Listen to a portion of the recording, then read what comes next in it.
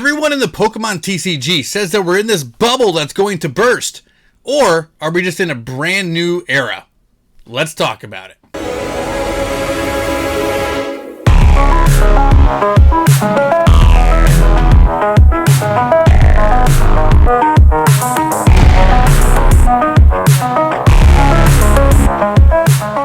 What is going on, everybody? Welcome back to the Gym Leaders Podcast, where we talk all things Pokemon TCG. I'm Travis with TCG Funhouse, here with my boy. I'm ASX from ASX TCG. How's it going, everybody? I'm excited to talk about this bubble bursting today. Is the bubble going to burst? That's the question, right? That's the one thing that we're going to be talking about today. Because we're in my opinions, with, cards like this Umbreon alternate art going for extraordinarily amounts of money into the $300 and $400 range. And all of these new Charizards that we're constantly getting that are always in that $200 range, right? Like, It just seems to me like everybody is waiting. Like, Pokemon can't continue this high-flying acrobatic act that we're in since 2020. Sure. And, I think we can. I really think we can. Do I think we're going to reach the same highs that we reached in 2020? No, that's because it was new, it was fresh, everybody was still trying to... I know me saying Pokemon TCG is new, but the situation was new, Yeah, definitely. We did collect back in the 90s, and we did start all of this, before everybody else came into the... I'm just saying. just backing us on that one. But yeah, somebody made a comment in one of our videos that we posted, one of our Q&As. Last week, we were talking about the alternate arts and the prices and stuff like that. And basically, I was coming through the approach of, it makes no sense to me why the Umbreon alternate art would be the same price as a base set Charizard, right? Because I still feel that way. I still do. I'm like, I don't get it. But you guys down in the comment section, dude, it really is. It still blows my mind.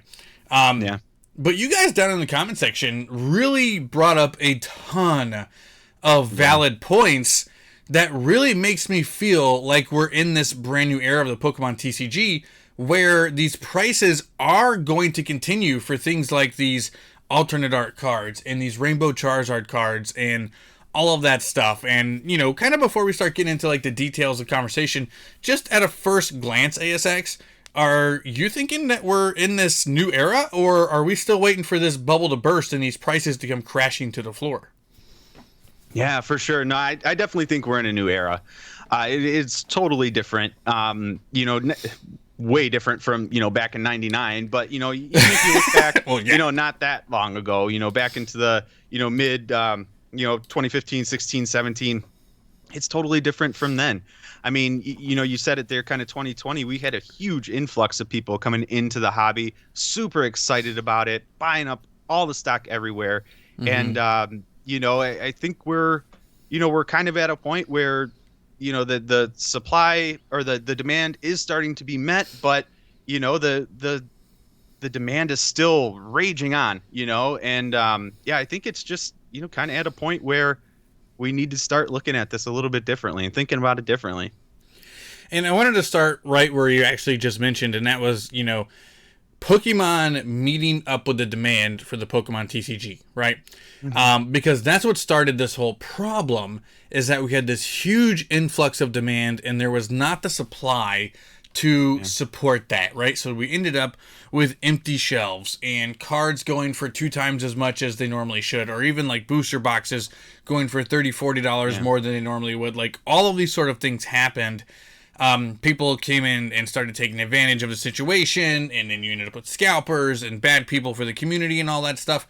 For the most part, I think a lot of the scalpers have gone because places like Walmart and Target have increased the price of their product, which is bringing profit margins down for them, right? For the scalpers. So all of a sudden now it's not feasible, to buy out the entire shelf of $4.50 packs or $25 collection boxes when your profit margins on those were just that $5 in the first place, right? So you were buying them for 20, selling them for 30 after shipping, making $5.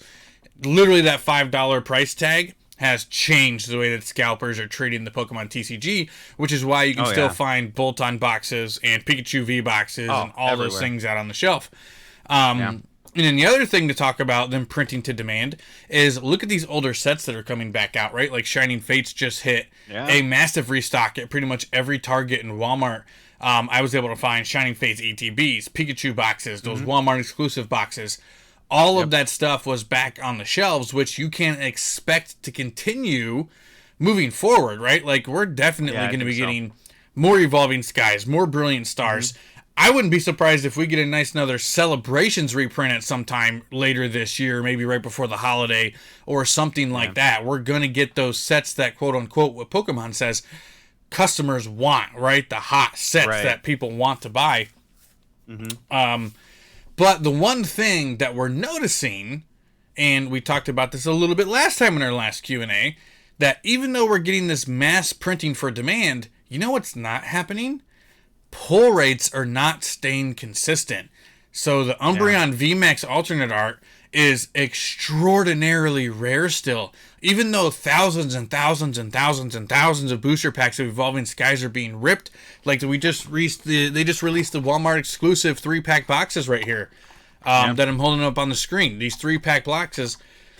Dude, the pull rates in these are garbage, bro. Like, people are literally, like, boycotting these boxes because there's, like, nothing inside. Like, regular hollows at best, you know?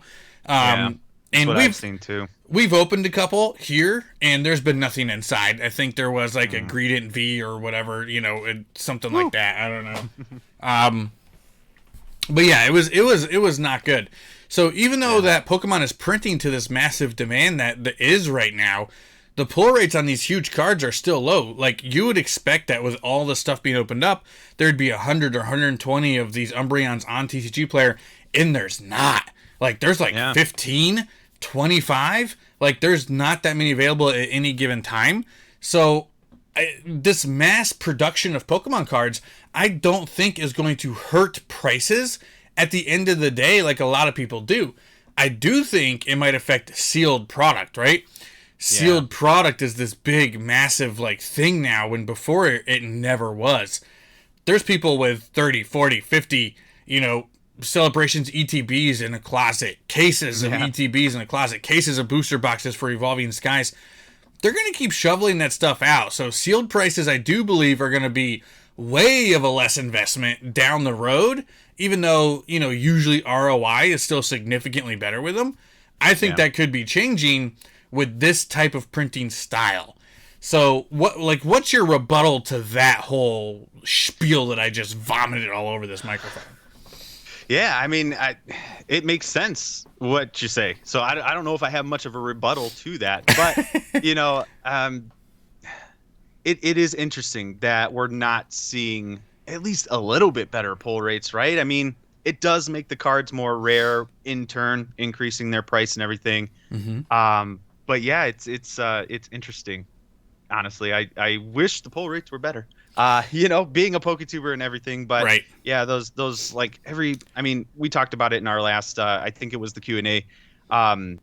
You know, after the first wave, it just seems like it drops off a cliff really, really fast. And I mean, is that going to affect, you know, people wanting to go out there and buy, you know, once they really, really figure out, like, you know, wave 2, wave 3 really isn't going to have any, you know, anything like, is that going to help, you know, keep stuff on the shelf? The chase is why they're buying it in the first place, right? Like, I mean, think about Pokemon. Think about Pokemon as a whole. Yeah. Look at shiny hunting. Shiny hunting is the most ridiculous freaking thing in the world. It is the most least rewarding end game of any game ever made, and yet people, including myself, can't stop doing it. Because of that feeling you get when you get that shiny Pokemon. It almost feels to me like that's what they're trying to do with these cards, you know? Instead of, we talked about it before, and you know, instead of the Charizard base set holo being like 1 in whatever it was, right? Like 56 packs or something, right? You know, fairly a lot easier to pull than this Umbreon, which is reportedly like 1 in 2,500. that still is like half the pull rates of a full odds shiny Pokemon. A full odds shiny Pokemon is like 1 in 4,000 something or something like that Oh, or other. geez. And so Yeah. it's ridiculous, like it's so stupid to actually hunt these things, and yet people do it every single day. And I feel like that's where they're trying to go with the big hits, these chase cards, right? Very similar to the numbered cards and stuff Yeah. like that. And we've That's talked a about good it point, before. yeah. This is their way of giving us numbered cards. And I wouldn't be surprised if they just go straight flat out and just be like, hey guys, we are turning chase cards into shiny hunts.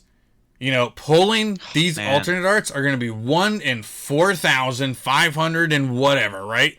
Please correct me on the Yeah. actual full odds shiny hunts. I could Google it right now, but I don't feel like it. Let me know in the comment section what actual full odds shiny is. I know it's absolutely asinine. Yeah, But I know it's high too. as long as that chase is there, people are going to want to buy it, right? So when is the one time you stop opening packs? When you pull the chase. I was gonna say when I pulled the Charizard. When you pull the chase, right? When you pull that Umbreon alternate art exactly in that what happened with Rayquaza, Shiny you go, Fates. I don't need Evolving Skies anymore, right? Or, like you said, Shiny Fates. Oh, once I pulled that Shiny Charizard VMAX, I don't need to open Shiny Fates anymore. So how do you combat that? You make it more rare. Yeah, that's true. I mean, it'd be kind of fun. I can't argue that I would feel great, Right? being one of the people that pulled one of those, 1 in 4,000 pack cards. Yep. And let's say they're worth That would be $600 now. You know what I mean? Like, how would you feel? You buy 6 more booster boxes. Amazing. Be like, cool. Oh, yeah. Well, Sell it. Buy Yeah, 6 more I booster mean- boxes. if it was wave one, I would. Yeah, so I think rarity is playing a really big deal into this new era, and I really do think this is the way of Pokemon giving us numbered. Excuse me, I was just drinking some monsters. Giving us like serial numbered cards without actually giving us serial numbered cards, and I really think that's going that's a to fair help point. us go improve. And now that we've talked about, like the rarity and the overprinting and stuff like that, let's talk about something else. A lot of people tend to be forgetting this. Every time there's a conversation about Pokemon and its community and all this stuff, right? There's always two sides. There is the player side, and there is the collector side. And I'm here to say there's a lot more sides than that, okay? And it's new, right? From 1999 to 2019, there was two sides, collectors and players. From 2020 and beyond, guys, there's investors, there's content creators, and there still is players and collectors, right? So now we're looking at 4 groups of people, 4 groups in the Pokemon TCG when before there was only 2. So if you think demand is going to be coming down, I don't see it whatsoever, because people are looking at this as investments for the future, like a commodity, like a physical commodity. And then there's people who are almost trying to make a living, a la you and me, out of being content creators in the Pokemon TCG as well. So before I elaborate on any more, I want your thoughts. What do you think about the community and how much it's changed since 2020, really? Definitely. Yeah, definitely. I mean, you can't argue, that it was very two-sided, early on, very early on. I will say that, there probably were some investors out there. Not probably. Yeah. I mean, there were some investors, some. Very, very small portion. But forever You was have, a bad investment. True. Yeah, I can't argue that. But I mean, maybe they knew something we didn't. Like Gary with all his Charizards, or I mean, people are selling. Are you saying that they're first edition booster boxes? Are you saying What? that they're time travelers? Maybe. I mean, shoot, they had the right idea. Right. I can't argue that. But yeah, so. But it's way more prominent now. I wouldn't, if you would have asked me pre-2020, like, to invest in Pokemon cards, I would have looked at you like, what the heck Wasn't are you even a talking thing about? Like, like that's not even anything on my radar. But yeah, 2020 hit, everything blew up, and now we have Pokemon investors that are solely investors. Don't open a single pack, don't even know what cards come in any sets. They just know maybe there's a Charizard, or they probably know there's a Charizard in there, but Right. that's about it. So that has become a huge portion of it. And I mean, that's got to be, a main thing behind why the prices are the way they are now. I mean, if you have investors coming in, they're smarter about investing and, know how much these products could probably get. So I think that kind of has, a little bit to do with it also. And then you also said, what was the other one you mentioned? Investors, Content players, creators. and me, You. us. Oh You, my you God. son of a So, biscuit. geez, seriously. Yeah, we're over here grinding it out, trying to make, ends meet over here on our Pokemon videos. Right? Go But feed my kids. I got kids, bro. right. But yeah, I mean, I would feel like I would be wrong to say that, content creators didn't add to, where things are going also, not only from like pricing and stuff like that, but also the popularity. A lot more people out there making Pokemon content openings, video games, playing the TCG and all that, helps Influencers. get, influencers helps get people interested in it as well. So, I think those two additions to the Pokemon world, the sphere of Pokemon, the investors and the content creators, I think was a really big positive for the company and Pokemon as a whole, the community. Yeah, I think one of the most underrated aspects of this Pokemon surge was the content creators themselves. I really do. Like, almost times 1,000, because if you got to think about consistency, right? And all these people who are continuing to buy packs to put them on TikTok and Instagram and tweet about not just it. here on YouTube. It's everywhere, man. It is absolutely everywhere. And it is massive, right? And then, so kind of like what happened was, you got to take a look at guys like Leonhardt and Real Breaking Nate and Unlisted Leaf, Ando over there. These guys make their living on it. And not only do they make their living on it, but they make a damn good living on it. They're not just they're not just clocking in and pulling down 45 grand and going home like most people in the workforce nowadays. They're making a nice little chunk of change on their big channels. So, you got this escape factor too, where people are kind of like, I always liked Pokemon as a kid. And, and here's Leonhardt, this grown man opening Pokemon cards on YouTube. And not only is he doing it and like enjoying it and enjoying his nostalgia, but he's making hundreds of thousands of dollars a year doing this, Yeah. Here's PokeRev opening all this vintage that, oh my gosh, it's bringing back so many memories. I would love to do that. And not only that, he's making money hand over fist by doing it, So it's like, it has motivated all of these people in our age bracket to get online, like to get on the YouTube grind, on the TikTok grind. People in their early 30s, late 20s, like, people are all about it now. And to think about the amount of product that has to be bought to fill that whole slot is insane. It's insane. You know what I mean? With the thousands of people that post content here on YouTube and on Twitch and everything every single day. We're talking thousands of videos every day. Thousands of videos based around the Pokemon TCG. And that's only in the US. You got to look at, you got Japanese creators, you got Chinese creators, you got Indian creators, you got South American creators, Canada, England, Germany, everywhere. I have found Pokemon channels in every single freaking niche, in every single country, in every single language. Like, that is a lot of product that has to get burned through for these content creators. And as long as being a content creator is a viable job, there is going to be people that want to do it inside the Pokemon trading card niche. Like me, like you, like probably half the people watching this damn video, to be honest with you. Yeah. It's true. It's true. Yeah. So, like, how big of an impact do you think content creators directly have on the market and on, the supply and demand and all of that? Just the content creator portion. I think it's absolutely massive. I mean, it's essentially free advertising for the Pokemon company. Absolutely. Thousands and thousands of videos every single day, thousands of packs being opened, the brand new sets. Look over here at this shiny new card. Look over here at, you should buy this product. It's huge. I think it's probably I would argue probably the biggest advertisement for the Pokemon community. I mean, I have agree seen, 10,000% on that. yeah, I've seen, their own, the Pokemon Company International YouTube channel. They put out like their new set, like commercials and stuff, and I'm sure maybe you might see those on like Nickelodeon or Disney or something. I don't see them during the anywhere. day. I never see them. Yeah, I mean, I don't watch any kids. Well, I have two kids. I have them on. Yeah. I don't ever see Pokemon commercials ever. Pokemon trading card commercials, never see it. Right. I'll see it maybe as like an ad or something on YouTube. But Exactly. I don't ever see it on TV anymore.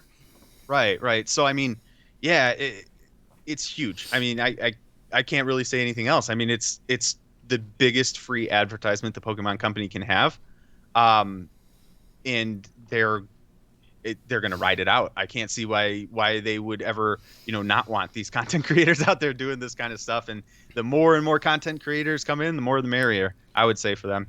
Yeah, it really is crazy too, because like let's think about this in numbers for a second, right?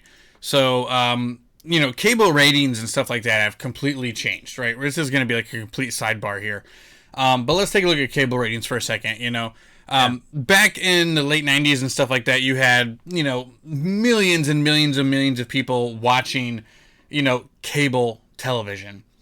That's really not the case anymore, at least according to, what's the, I forget, the Nielsen ratings, right? The Nielsen ratings, yes. Yeah. At any given day, the number one show on cable might be like 1 million viewers, to where like back before it was like 5.5 million, 6 million, even go back to the days of like MASH and stuff when you had like 12 million, 13 million people watching it. Like it was absolutely insane. Yeah.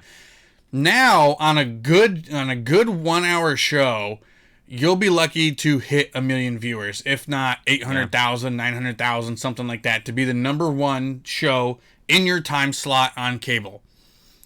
Crazy. Lionheart and Real Breaking 8 will get that on their Astral Radiance opening videos in the first week. And how much did that cost Pokemon as opposed to a time slot would cost Pokemon? You know what I mean? All they had to do was send them a box and an ETB. So even if you're looking at MSRP, it's $200. And for Pokemon Company, it does not cost them $200 to make that stuff. You know what I mean? So you're looking at maybe a $25, $30 investment to get 1 million views across 2 channels in the first week up before release. It is absolutely the most effective and most affordable advertising that they could possibly do. And like you said, the more content creators that they're going to get into that, the more cheap advertising that they're going to get, and they're going to touch everybody. And the other thing is too, let's say they buy an ad slot during 90 Day Fiancé, which is the number one show on cable right now. How many of those people do you think are collecting Pokemon cards? No, right? Two of them, right? How many people who watch Lionheart's videos are buying Pokemon cards? You know what I mean? So like 95+% their target audience is also like 100% in that case. So like it's a no-brainer. Right. It's an absolute no-brainer. But anyway, that was completely off on a sidebar there for a second. Well, one other thing I wanted to mention too about content creators and just the more the merrier coming in. Like content creators also arguably buy way more product than absolutely your average person that's just opening packs off camera. I just wanted to make that point as well. Just one more thing to add to it. Well, it's just the trickle-down effect, right? Let's take a look at Danny Phantom and stuff, and even my channel here. How many people have watched some of my videos on how to start your own Pokemon business? How many of those people buy extra product? How much product have I bought with intention of getting them to others now? So it's just, there's so much more of people like me than there was in 2017. That too. Right more now, people buying product from the distributors. Correct. Yep. More content creators, more people who want to run it on the side, right? So when you have that, I have to make sure I sell my product, right? So this is another thing where you got to talk about supply and demand. Everybody who wants to run a Pokemon business has to sell their product to buy more product, right? You can't store it in a storeroom and store it in a closet. I can't treat my business like my collection. I have to completely separate them, or else my business is going to fail.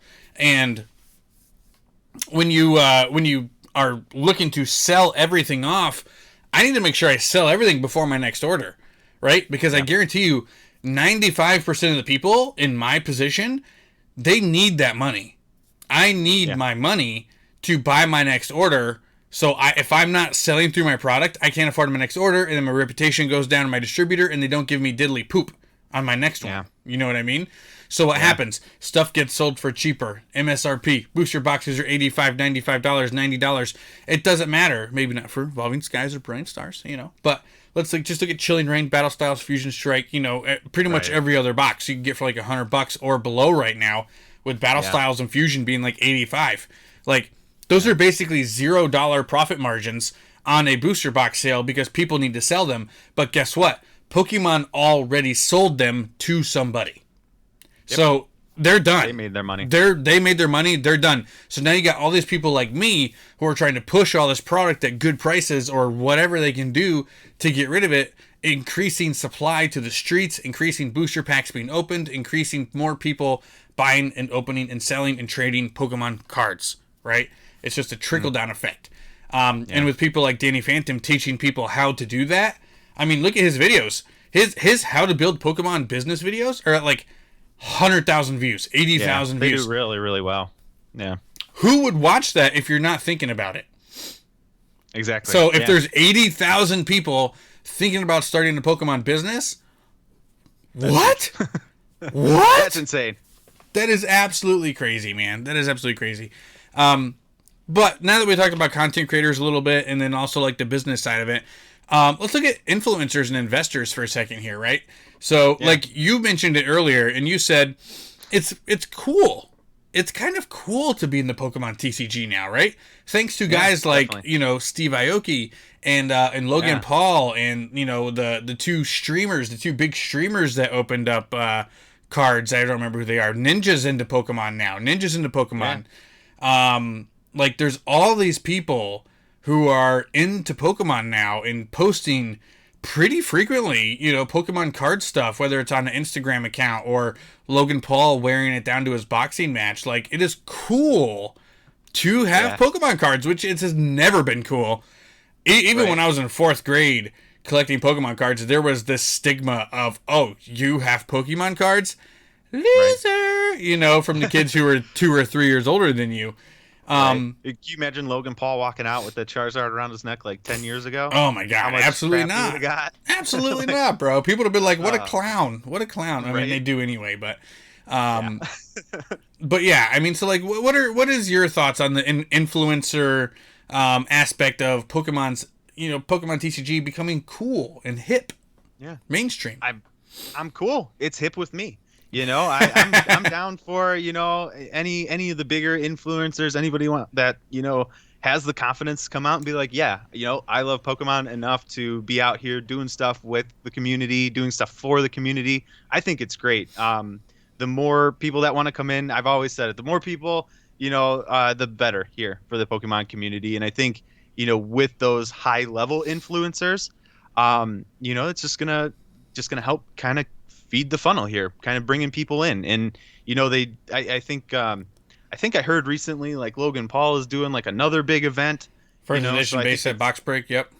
Yeah. So I think if he keeps doing more things like that, that's only going to be good. And from what I've seen, the stuff that Steve Aoki does, like, that looks like a awesome time. Every like convention I've seen him at, like, he like gets the crowd going with what he's doing. So yeah, I'm all for it. I love, the big influencers coming in. I gotta say, when Logan Paul was first coming in, I was like, I don't know. When it first happened. But in 2020, like, what is it? Hindsight is 2020, I guess. You kind of look back and you're like, well, it did bring a lot of positivity. Nobody wants to hear this, but what Logan Paul did for the Pokemon community is probably the biggest thing that anybody has ever done for it. Right? Yeah. Aside from the creators, and the artists and, the lore people, like, aside from people who are within the company, name me somebody who's done more for the Pokemon TCG than Logan Paul. Right? Yeah. Maybe like nobody. Leonhardt and Unlisted Leaf, maybe. I don't even think so at all. Not quite at that I'm level. telling you right now, that none of those creators would be over 1 million subs right now if Logan Paul did not bring his influence into it, right? Because what happens is people see Logan Paul, because remember, he did a collab with Leonhardt very early on when Logan Paul first, when he first showed interest into it. Leonhardt was like, "Bro, I'm the biggest content creator in Pokemon. Let's do a collab." Leonhardt probably paid for it, you know, for all we know. He probably supplied all the stuff. Leonhardt wasn't the bigger creator in that. Well, that's what I'm saying. Like we talked about it before. We talked about people like you know. That's a different episode, right? Definitely. But Leonhardt probably supplied all that product. He was the one who did everything that people do to him. He did for Logan Paul, and it really helped out the whole Pokemon TCG community. Because that's when they found Leonhardt and found Real Breaking 8 and found Unlisted Leaf, and they found all these big TCG content creators because they saw Logan Paul having 1 or 2 videos on it, sparked their interest in who shows up under their home screen now, who shows up under suggested videos after watching a Pokemon video. You know what I mean? True. Yeah, that's very true. I would agree with that. I mean, it really blew the top off of a lot, you know, when he came in and did his very first box break and bought all those first edition booster boxes for so much money. You know, and I think too, like, you know, what do you think? You think that's bringing in more like younger collectors in that, or is that bringing in more investors? Because I mean, he's opening first edition booster boxes. Like, people are paying a fine penny for those packs. Because if there's one person who, there's a few, okay, but if there's one person who has really taken this new world and made it his oyster, it's Logan Paul. You know, it's you got your David Dobrik's and you know your other people like that as well, but I mean, it's just people look up to that sort of thing, right? They look up to Logan Paul because they don't work at a 9 to 5. You know, they don't want to work at a 9 to 5 their whole life like their mommy and daddy did. I know I fucking don't. Excuse my language, but I'm sick of it, bro. You know what I mean? I feel ya. You watch all these influencers live off these different ways of doing things, and when Pokemon is involved, and all of a sudden Logan Paul's like, dude, look at all this Pokemon stuff I have. I'm investing in it. It's kind of like the same reason why NFTs blew up. It's the exact same thing. Guys like Gary Vee and Logan Paul and Mr. Beast and all these people buying into NFTs, they also bought into the Pokemon TCG, which is why everything has just jumped in price, which brings in, yes, the younger crowd, people in their 20s, but it brings in this new generation of online activity. You know? It's not just going to your store anymore. It's you can find this all over the internet and all these other things, which really you couldn't before. There was a couple of trusted sites, you know, but for the most part, you were still trying to buy them at Target and Walmart and you know all these other things. And eBay was almost a scam all the time, and Amazon was always a scam all the time. Ooh. And it just it changed the whole face of what it looks like. True. And people always want to give like Logan Paul shit for the Pokemon stuff, especially Pokemon community people. But if you really want your cards to be worth something and you want your collection to hold value, you need guys like Logan Paul in it and for the long run. And I don't care what anybody says, Logan Paul, you can tell, enjoys Pokemon. Yeah, you can tell. So. Some people don't. Like Gary Vee doesn't give a shit. You know what I mean? He didn't give a shit. So, it's just another product. It's just another thing for him to push and try to sell Pokemon and whatever. Charizard for him. Yeah, you know? Exactly. But like, you can tell Logan Paul loves that shit. Like, and he wanted the best of the best. You know what I mean? And he was gonna go as far. Nobody buys $1 million Pokemon card without really enjoying it. That's true. Yeah. Somebody. Yeah, I would totally agree with you because like, if you didn't enjoy Pokemon, like you could find a lot of other stuff that you do enjoy to spend your money on. And I would say I could tell when like I was watching his very first live, like I could tell he was like really into it when he opened that first pack. You could Yeah. tell he was like, his hands were shaking. Like, I'm like, okay, like this guy. He didn't know shit, but he loved seriously. Right. Yeah, that's true. He had a lot to learn, and I'm sure he's learned a lot since then. But oh yeah, I'm sure. But yeah, he totally 100% was genuine about it and was totally excited. So that was good to see. That was refreshing, because that was still at the point when I first saw that I was like, ooh, I don't know about this guy. So yeah. Yeah. And something that you and I might disagree on here, for somebody like you who likes to play the game. That doesn't happen very often. No, it doesn't. And everyone in the comment section lets us know every single week. But this way we might actually disagree on this one here, because I know you like to play, and you think about things a little bit differently, and a lot of people in the comment section do as well. You know, the high prices on these cards can actually be good. There's a lot of people who like to play the game and build their decks, and how am I supposed to build, this type of deck if every card is $100? I can't do it. I want to play the game. Boo, boo, boo.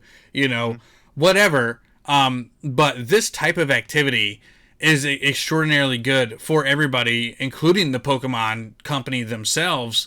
And like, I would love to see it to continue this way.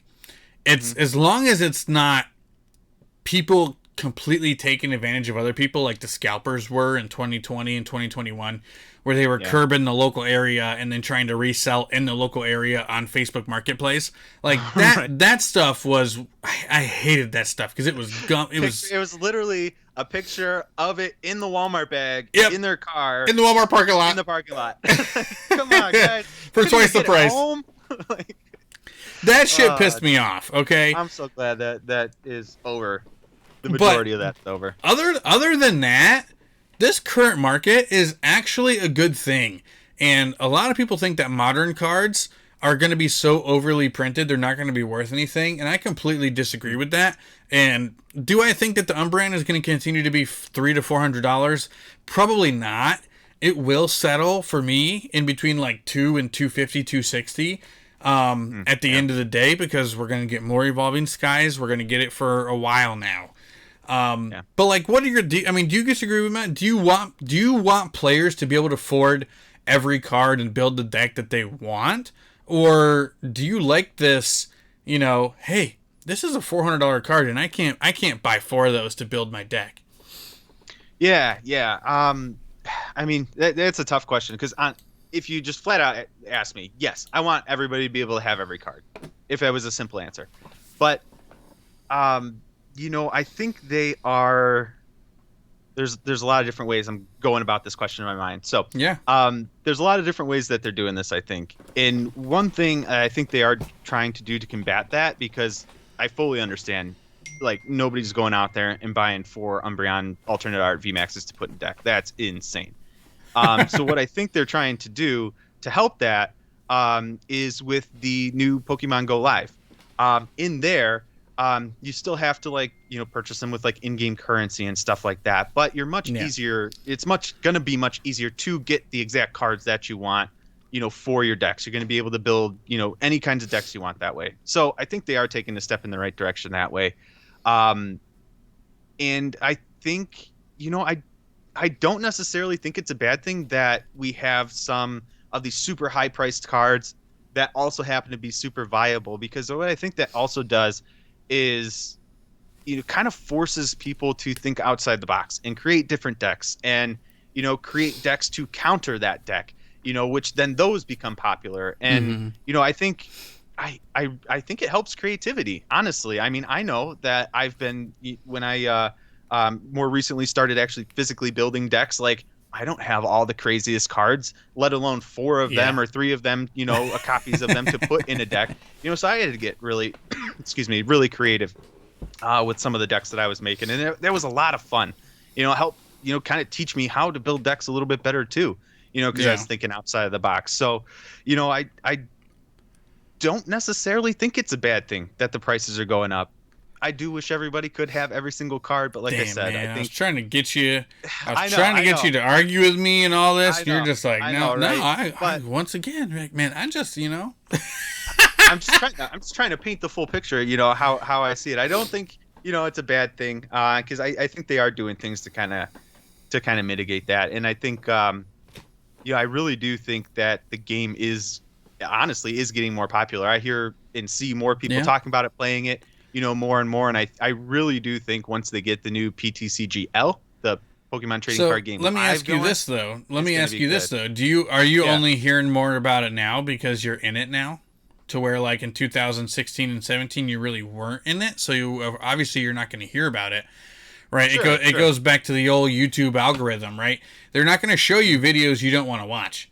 That's You know true. what I That's mean? very true. No, There's that's videos a out very there good with point. 6 million views that I will never stumble across my homepage, and I will never Yeah, watch them because they're just not my thing. So you can yeah. almost say like as popular as the Pokemon like live event seems right now. Hmm. Is it just because we're sitting so close to it? Well, I think I think what's kind of helped bring some more popular. Well, no, no, no. So the reason why I say, I see more people, I totally get what you're saying with like the algorithm. That 100% makes sense because as soon as you search one thing, like you definitely see like five other videos pop up when you're not even really looking for that thing anymore. Yeah. So yeah, I totally get that. But I am seeing a lot like more new people, new channels and stuff trying to get into it and building decks and talking about that. So that's what I was talking about there. Yeah. True. Very And true. then There's yeah, and thausands then every day, dude. right. And then I We think were it's gonna talking make about it before we started. How every yeah, day we're like finding new channels that are like, yeah, yeah. what? How does this person have 20,000, 30,000 subscribers? I've never even heard of them or seen them before. Yeah, Who is this person? exactly, exactly. And I think another reason too why I am seeing more of it is because they were actually able to play live, the live tournaments. We were able to get those back going here this year again too. So I think more people just have interest in the game overall. So I'm definitely seeing more of it that way as well. But yeah, I'm excited to see more people playing it for sure. I'm definitely interested to see how those live events go. I really am because, They're fun. You should check them out. I knew four content creator people, buddies who went to, it was Indianapolis, I think the Indianapolis Yeah, regionals so or they just did whatever it. it was. Yeah. And they were like, and they were there and they were posting content frequently and it was going up and all this stuff and they were telling me what that they had a really good time and how busy it was and all this stuff and I'm like, has it always been that way?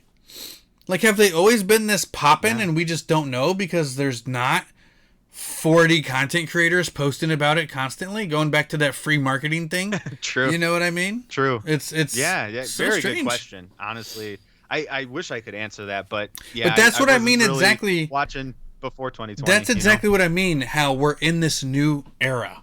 So even if Pokemon was this popular in 2013, nobody freaking knew about it because the way we True. consume entertainment is completely different. We didn't know about Very it different. because there was not a Pokemon TCG show on Nickelodeon or Cartoon Network or where else people Yeah. consumed entertainment on cable and on regular TV.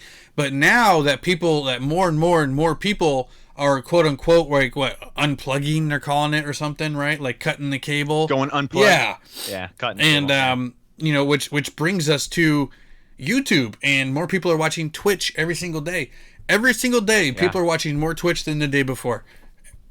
Every single day, people are consuming more online internet content than they were the day before. Whether it's Facebook. Facebook is a massive video library now. They have huge live stream gaming. All of these things to where now all of these really small niches that don't require millions of dollars and producers and $1 million camera and all this equipment and a freaking sound stage and this, that, and the other thing and CGI artists. You don't need any of that crap, man. You don't need it all. It's so I hanker back to like reality TV. Like remember when Survivor came out and it was reality TV and it was like, oh my god, real world, road rules, Survivor. Like this is real. These are real people. What's happening? That was still scripted television. It was a little more off the cuff. It was a little more, like, what's the term I'm looking for where they make it up as they go? It's on the tip of my tongue. Like Improv, there might have been a lot more improv than like a full script being written out. But they were literally handed pieces of paper that were like, in this scene, you're angry. Make angry faces. You need to say these couple of key words, but work your way around it, almost like a wrestling promo, right? And now, like, what we're getting on YouTube and Twitch and Facebook Gaming and all these other places, TikTok, this is reality TV. This is the true, honest reality TV because it's posted by actual, real people. Yes, there are a lot of production companies that have YouTube channels and all this other stuff as well. Oh, yeah. But for the most part, Leonhardt, Real Breaking Nate, PokeRev, they're real people posting real content. This is reality TV, and that's why it is the future, and that's why it is next, right? It is next, and it's in this new era.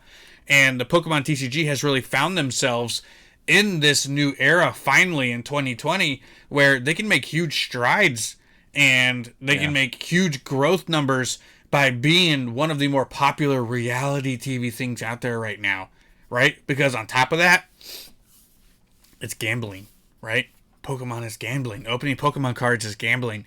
Opening a box is gambling. What's inside? I don't know. So you're scratching that itch. You're hitting this big celebration and there's rare items and all these other things. On top of that, it's reality TV, and it's all these different things. So I don't know where you're going to go from there, but it's your turn to talk. I don't know where I'm going to go from there either. But yeah, no, you do make a good point. Like, this is probably the most real entertainment TV, that I've seen ever. Right. Like you said it very well. Like, we're real people, right? I'm sitting in my basement right now. Like, you guys can't see, but it is a giant mess on either side of me. Like, I'm a real person, So yeah, very valid point. You're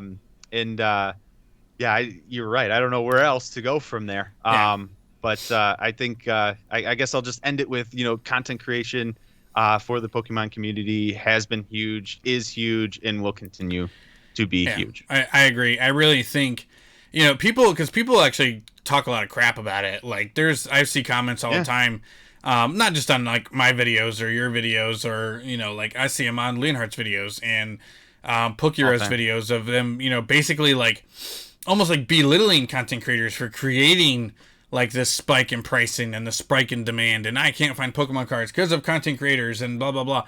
Well, guess what? Like, it ain't going nowhere. It ain't going nowhere. Yeah, that's not going to go away. Pokemon TCG is one of the, niches that has really gotten a massive boost from this content creation game going into the next level, from TikTok and moving on forward and everywhere, and all these hours spent on phones. Pokemon TCG is one of those niches that has really grown. And look at Fortnite and Minecraft, and look at the, the freaking massive companies that were built on the back of those games simply because of this entertainment space. And Pokemon was one of those big companies that came in and said, I want a piece of that pie. And the TCG niche in specifically is the one thing that I think really, really got the big boost for the Pokemon company. And I'm sure they're loving it. I would agree. I'm sure they're loving it. So. Oh, yeah. They're eating it up. How could they not be? Like, this is the biggest that they've been ever since their inception. So. Yeah. I mean, do you think it's going to go anywhere? Yeah, I think it's only going up, to be honest with you. I mean, I feel like we'll have some times where we kind of feel like we plateau a little bit, where it's kind of like, in between. It's not really an anniversary. It's, nothing really big has happened in the anime or with games to like kind of influence the TCG. But I think the animes are relevant. Yeah, in America, it is more now. In America, it is. I know it still is really popular in Japan and maybe some other countries and stuff like that. But in America, I think the anime is irrelevant right now. I really do. It's nowhere near as big as it was. Nope. But yeah. But yeah, and honestly, I think Astral Radiance is going to not be very popular. I think Astral Radiance is going to come off more as a Chilling Reign Battle Styles Fusion Strike set than it is a Evolving Skies and Brilliant Star set. And Pokemon Go, I think, is going to be cool. I think that's going to be a little bit of a letdown as well, to be honest with you. The only reason why I think it might not be is because of the 3 shiny starters. But that means to me it would still sit in the same space as Champion's Path. with the 2 Charizards, you know. I can easily see those 3 starters being in between $100 and $300, depending on which one you pull. Well, it depends on the rarity. We don't even know yet. That's a big part. Right, yeah. Because it's another small set, you know what I mean? But so is Champion's Path, and the Charizards were still fairly rare there. But, I mean, look at, you know, I don't know how rare Radiant Greninja and Hawlucha and, I don't remember the other one. Whatever. Don't want it. Heatran? Heatran, yeah. No. Yeah, poor Heatran. I'm sorry. Still don't want you. I'll take you. But, like, how rare are they going to be? That's what I'm curious about. They're actually part of the set. They're not even secret rares. They're actually part of the set. Right. So I'm wondering if they're going to be a little bit more common, you know, almost like VMAX rarity as opposed to, like, a rainbow rarity, which I think would be a big fail on their part. Yeah. I was thinking it might be more like amazing rare kind of rarity. God, that'd be such a bummer. You know, it would be, because early on, like, I felt like it was a pretty good pull rate for the amazing rares. Dude, why do you think they're all only a couple bucks right now, you know? Yeah, exactly. I really hope that's not the case. I think it is going to be, though, because it's most of the content creators that got their stuff given to them have pulled like 2 shinies in each box, which kind of sucks, because I think they really missed the boat on that, if that is the case. Yes, it's cool, but make those shinies your rare cards, you know? Right. And again, so like it's been confirmed. You know, there's no VMAX alternate arts in Astral Radiance now. Just the regular Vs. All of the alternate arts are regular Vs. No more VMAX alternate arts. Yeah, you're right. They have the 2 trainer galleries for the Calirexes, who are, you know, the trainer gallery VMAX alternate arts. But I mean, that to me screams we're gonna be dropping alternate arts in Generation 9. It really does. Man. It really, really does. I don't want to say it. Then they must have something amazing on the table. Like, I think, dude, you're gonna take away the most expensive types of cards. Why would they not give us VMAXs? You've got to be loading it up with something better. Why would they not give us VMAXs? There's not even an Origin Form Palkia Dialga VMAX. You know, alternate arts. You know, like even the Machamp. Yeah. We have a Machamp VMAX. You could have made an alternate art Machamp VMAX, and they chose not to. So it's dude, I don't know what is going to happen with the alternate arts, but I don't want them to go anywhere. But the way that it's looking, I don't know how much longer they're going to give it to us, man. I really don't. That doesn't sound good. You know, and I mean, there's more rainbows and there's more golds and all that stuff. I don't really see those going anywhere. I wouldn't be surprised if Gen 9 just kind of took the gold card rainbow route and we got something all new with whatever letter they choose this time. So, yeah, but it's just, to me it seems I wish you didn't say that. I wish that wasn't true. I'll make up my mind a little bit later after we get the next set after Pokemon Go. If that set only has a couple of alternate arts and there's no VMAX alternate arts, I would say that we're in trouble again. You know, but they might surprise us. They might go, hey, here's all of these, you know. But like you said, too, in the last episode, Trainer Gallery might be going away because we still have a shit ton of Trainer Galleries that we've not gotten yet. So those are going to have to be pushed out. Like, actually, I have a video coming up on the channel of the top 10 Trainer Gallery cards not printed in English yet, so stick around for that, guys. Nice. But, yeah, there's a lot of them. We haven't even gotten the Charizard yet. You know, or I know. I'm waiting for it. Yep, it's weird. The Pikachu, there's now multiple Pikachus in Trainer Gallery that we've not gotten. And there's more gold cards. So tell me, just real quick before we get out of here, how frustrating is this black and gold card situation, right? So in VMAX Climax, they gave us like 7 or 8 of them, right? And they have given us the shittiest ones in English. The 4 worst ones? They have given us fucking, excuse my language, oh my god, sorry.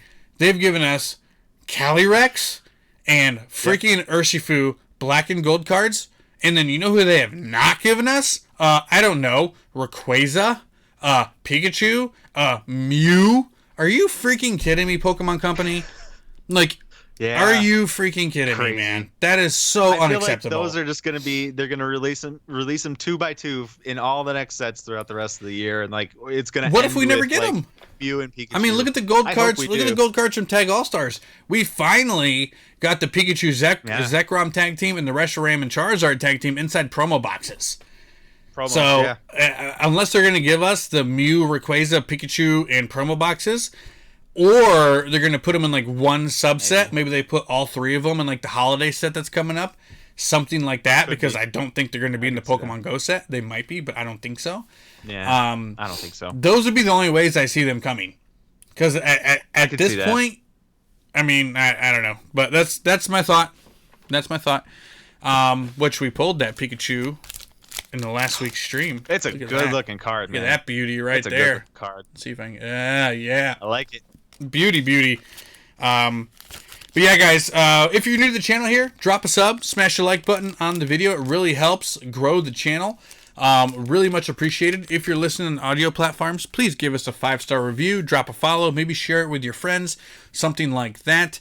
We post Pokemon-related content here on TCG Funhouse 3 times per week, every Monday, Wednesday, and Friday. I've been slacking on Mondays. I do apologize. We are getting back to it, though. We had a lot of crazy stuff happen, but we will be getting back to that. So coming up this Monday, we're back on those Monday videos, guys. Don't you worry about it. But anyway, ASX, what do you have going on over at your channel, man?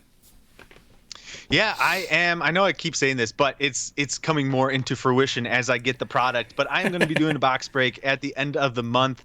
I got some VMAX Climax coming in, so I'm super excited about that. You literally can't go wrong opening a pack of VMAX Climax. So I'm really excited to have that for you guys. And I'm going to have some Astral Radiance as well. So right at the end of the month, right when it comes out. So I'm getting really excited for that, getting everything ready here to get some absolutely massive pulls for you guys. Awesome stuff. And you guys know that we're live here on Funhouse every single Friday at 9 p.m. Eastern. If you want to buy into any of our breaks, tcgfunhouse.com. So, that being said, let us know in the comment section what you think about today's video. Give us your thoughts and opinion. Are we in a new era, or is this bubble going to burst? Let us know. Let's talk about it. Let's chat about it. I hope you all have a wonderful night.